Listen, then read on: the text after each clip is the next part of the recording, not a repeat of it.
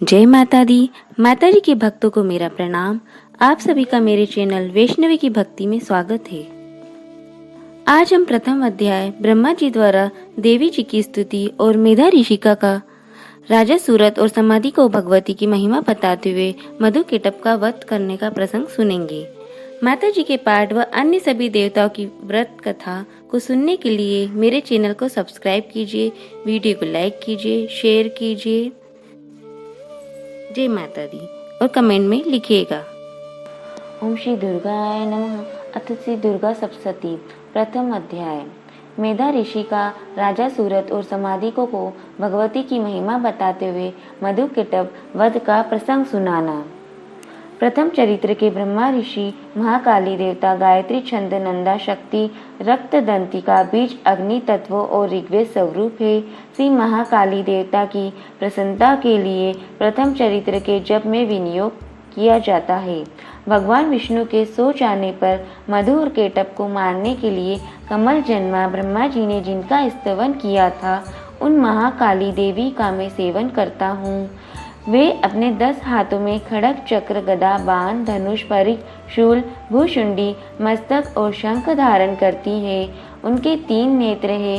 वे समस्त अंगों में दिव्य आभूषणों से विभूषित है। उनके शरीर की कांति नीलमणि के समान है तथा वे 10 मुख और 10 पैरों से युक्त है। ओम नमः चंडिकाय। मार्कंडेय जी बोले, सूर्य के पुत्र सार्वनी जो 8वें मनु कहे जाते हैं, उनकी उत्पत्ति की कथा विस्तार पूर्वक कहता हूँ, सुनो। सूर्य कुमार महाभाग सार्वनी भगवती महामाया के अनुग्रह से जिस प्रकार मनवंतर के स्वामी हुए, वही प्रसंग सुनाता हूँ। पूर्व काल की बात है। सौरोचिस मनवंतर में सूरत नाम के एक राजा थे, जो चैत्र वंश में उत्पन्न हुए थे। उनका समस्त भूमंडल पर अधिकार था। वे प्रजा का अपने औरस पुत्रों की भांति धर्म पूर्वक पालन करते थे। तो भी उस समय कोलाबिंद वंशी नाम के क्षत्रिय उनके शत्रु हो गए। राजा सूरत की दंड नीति बड़ी प्रबल थी। उनका शत्रुओं के साथ संग्राम हुआ। यद्यपि कोलाबिंद वंशी संख्या में कम थे, तो भी राजा सूरत युद्ध में उनसे परास्त हो गए। तब वे युद्ध भूमि से अपने नगर को लौट आए और केवल अपने देश के राजा होकर रहने लगे। समूची पृथ्वी से अब उनका अधिकार जाता रहा, किंतु वहाँ भी उन प्रबल शत्रुओं ने उस समय महाभाग राजा सूरत पर आक्रमण कर दिया। राजा का बल क्षीण हो चला था, इसलिए उनके दुष्ट बलवान एवं दुरात्मा मंत्रियों ने वहाँ उनकी राजधानी में भी राजकीय सेना और खजाने को हथिया लिया। सूरत का प्रभुत्व नष्ट हो चुका था, इसलिए वे शिकार खेलने के बहाने घोड़े पर सवार हो वहाँ से अकेले ही एक घने जंगल में चले गए। वहाँ उन्होंने विप्रवर मेधा मुनि का आश्रम देखा, जहाँ कितने ही हिंसक जीव अपनी स्वाभाविक हिंसा वृत्ति छोड़कर परम शांत भाव से रहते थे। मुनि के बहुत से शिष्य उस वन की शोभा बढ़ा रहे थे। वहां जाने पर मुनि ने उनका सत्कार किया और वे उन मुनि श्रेष्ठ के आश्रम पर इधर उधर विचरते हुए कुछ काल तक रहे। फिर ममता से आकृष्ट होकर वहां इस प्रकार चिंता करने लगे, पूर्व काल में मेरे पूर्वजों ने जिसका पालन किया था, वही नगर आज मुझसे रहित है। पता नहीं मेरे दुराचारी भृत्यगण उसकी धर्मपूर्वक रक्षा करते हैं या नहीं।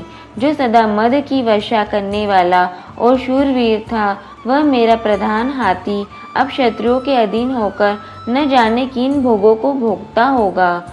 जो लोग मेरी कृपा धन और भोजन पाने से सदा मेरे पीछे पीछे चलते थे, वे निश्चय ही अब दूसरे राजाओं का अनुसरण करते होंगे। उन अपव्ययी लोगों के द्वारा सदा खर्च होते रहने के कारण अत्यंत कष्ट से जमा किया हुआ मेरा वह खजाना खाली हो जाएगा। ये तथा और भी कई बातें राजा सूरत निरंतर सोचते रहते थे। एक दिन उन्होंने वहाँ विप्रवर मेधा के आश्रम के निकट एक वेश्य को देखा और उससे पूछा, भाई तुम कौन हो? यहाँ तुम्हारे आने का क्या कारण है? तुम क्यों शोकग्रस्त और अनमने से दिखाई देते हो? राजा सूरत का यह प्रेम पूर्वक कहा हुआ वचन सुनकर वेश्य ने विनीत भाव से उन्हें प्रणाम करके कहा, वेश्य बोला, राजन, मैं धनियों के कुल में उत्पन्न एक वेश्य हूँ। मेरा नाम समाधि है। मेरे दुष्ट स्त्री पुत्रों ने धन के लोभ से मुझे घर से बाहर निकाल दिया है। मैं इस समय धन, स्त्री और पुत्रों से वंचित हूँ। मेरे विश्वसनीय बंधुओं ने मेरा ही धन लेकर मुझे दूर कर दिया है। इसलिए दुखी होकर मैं वन में चला आया हूँ। यहाँ रहकर मैं इस बात को नहीं जानता कि मेरे पुत्रों की, स्त्री की और 100 जनों की कुशल है या नहीं। इस समय घर में वे कुशल से रहते हैं अथवा उन्हें कोई कष्ट है। वे मेरे पुत्र कैसे हैं? क्या वे सदाचारी है अथवा दुराचारी हो गए हैं? राजा ने पूछा, जिन लोभी स्त्री पुत्र आदि ने धन के कारण तुम्हें घर से निकाल दिया, उनके प्रति तुम्हारे चित्त में इतना स्नेह का बंधन क्यों? वेश्य बोला, आप मेरे विषय में जैसी बात कहते हैं वह सब ठीक है, किंतु क्या करूं, मेरा मन निष्ठुरता नहीं धारण करता। जिन्होंने धन के लोभ में पड़कर पिता के प्रति स्नेह, पति के प्रति प्रेम तथा आदमी जन के प्रति अनुराग को तिलांजलि दे मुझे घर से निकाल दिया, उन्हीं के प्रति मेरे हृदय में इतना स्नेह है। महामते, गुणहीन बंधुओं के प्रति भी जो मेरा चित्त इस प्रकार प्रेम मग्न हो रहा है, यह क्या है? इस बात को मैं जानकर भी नहीं जान पाता। उनके लिए मैं लंबी सांसें ले रहा हूँ और मेरा हृदय अत्यंत दुखित हो रहा है। उन लोगों में प्रेम का सर्वथा अभाव है, तो भी उनके प्रति जो मेरा मन निष्ठुर नहीं हो पाता, इसके लिए क्या करूँ? मार्कंडेय जी कहते हैं, ब्रह्मांड तदंतर राजाओं में श्रेष्ठ सूरत और वह समाधि नामक वेश्य दोनों साथ साथ मेधा मुनि की सेवा में उपस्थित हुए और उनके साथ यथा योग्य न्यायकुल विनयपूर्ण बर्ताव करके बैठे। तत्पश्चात वेश्य राजा ने कुछ वार्तालाप आरंभ किया। राजा ने कहा, भगवान, मैं आपसे एक बात पूछना चाहता हूँ, उसे बताइए। मेरा चित्त अपने अधीन न होने के कारण वह बात मेरे मन को बहुत दुख देती है। जो राज्य मेरे हाथ से चला गया, उसमें और उसके संपूर्ण अंगों में मेरी ममता बनी हुई है। मुनि श्रेष्ठ, ये जानते हुए भी कि वह अब मेरा नहीं है, अज्ञान की भांति मुझे उसके लिए दुख होता है। क्या यह है? इधर यह वेश्य भी घर से अपमानित होकर आया है। इसके पुत्र, स्त्री और भृत्यों ने इसे छोड़ दिया है। 100 जनों ने भी इसका परित्याग कर दिया है, तो भी यह उनके प्रति अत्यंत हार्दिक स्नेह रखता है। इस प्रकार यह तथा मैं दोनों ही बहुत दुखी है। जिसमें प्रत्यक्ष दोष देखा गया है, उस विषय के लिए भी हमारे मन में ममता जनित आकर्षण पैदा हो रहा है। महाभाग, हम दोनों समझदार हैं, तो भी हम में जो मोह पैदा हुआ है, यह क्या है? विवेक शून्य पुरुष की भांति मुझमें और इसमें भी मूढ़ता प्रत्यक्ष दिखाई देती है। ऋषि बोले, महाभाग, विषय मार्ग का ज्ञान सब जीवों को है। इसी प्रकार विषय भी सबके लिए अलग अलग है। कुछ प्राणी दिन में नहीं देखते और दूसरे रात में नहीं देखते, तथा कुछ जीव ऐसे भी है जो दिन और रात्रि में बराबर ही देखते हैं। यह ठीक है कि मनुष्य समझदार होते हैं, किंतु केवल वे ही ऐसे नहीं होते। पशु, पक्षी, मृग आदि सभी प्राणी समझदार होते हैं। मनुष्यों की समझ भी वैसी ही है जैसी उन मृग और पक्षियों की होती है, तथा जैसी मनुष्यों की होती है वैसी ही उन मृग, पक्षी आदि की भी होती है। यह तथा अन्य बातें भी प्राय दोनों में समान ही है। समझ होने पर इन पक्षियों को तो देखो, ये स्वयं भूख से पीड़ित होते हुए भी मोहवश बच्चों की चोंच में कितने चाव से अन्न के दाने डाल रहे हैं। न श्रेष्ठ, क्या तुम नहीं देखते कि ये मनुष्य समझदार होते हुए भी लोभवश अपने किए हुए उपकार का बदला पाने के लिए पुत्रों की अभिलाषा करते हैं। यद्यपि उन सब में समझ की कमी नहीं है, तथापि वे संसार की स्थिति बनाए रखने वाले भगवती महामाया के प्रभाव द्वारा ममतामय भंवर से युक्त मोह के गहरे गर्त में गिराए गए हैं। इसलिए इसमें आश्चर्य नहीं करना चाहिए। जगदीश्वर भगवान विष्णु की योग निद्रा रूपा जो भगवती महामाया रूपा है, उन्हीं से यह जगत मोहित हो रहा है। वे भगवती महादेवी ज्ञानियों के भी चित्त को बलपूर्वक खींचकर मोह में डाल देती है। वे ही संपूर्ण चराचर जगत की सृष्टि है तथा वे ही प्रसन्न होने पर मनुष्यों को मुक्ति के लिए वरदान देती है। वे ही पराविज्ञा, संसार बंधन और मोक्ष की हेतुभूता सनातनी देवी तथा संपूर्ण ईश्वरों की भी अधीश्वरी है। राजा ने पूछा, भगवान, जिन्हें आप महामाया कहते हैं, वे देवी कौन है? ब्रह्मांड, उनका आविर्भाव कैसे हुआ तथा उनके चरित्र कौन कौन है?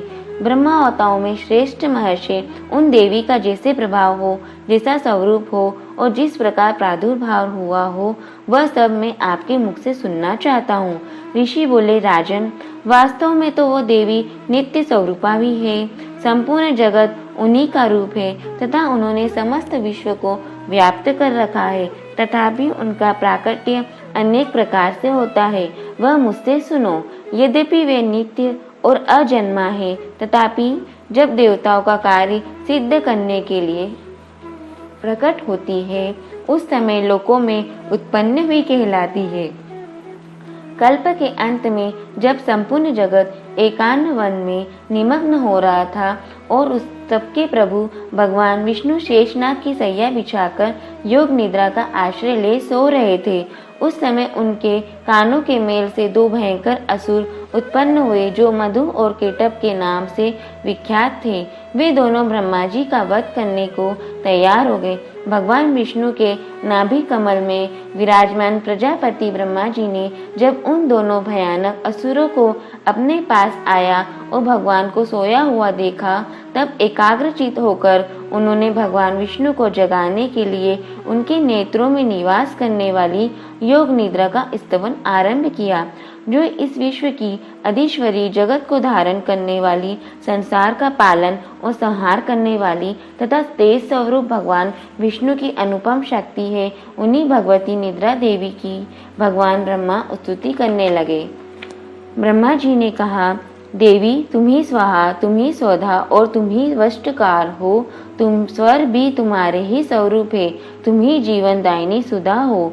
नित्य अक्षर प्रणव में अकार, उकार, मकार, इन तीन मात्राओं के रूप में तुम ही स्थित हो तथा इन तीन नेत्र, तीन मात्राओं के अतिरिक्त जो बिंदु रूपा नित्य अर्ध मात्रा है, जिसका विशेष रूप से उच्चारण नहीं किया जा सकता, वह भी तुम ही हो।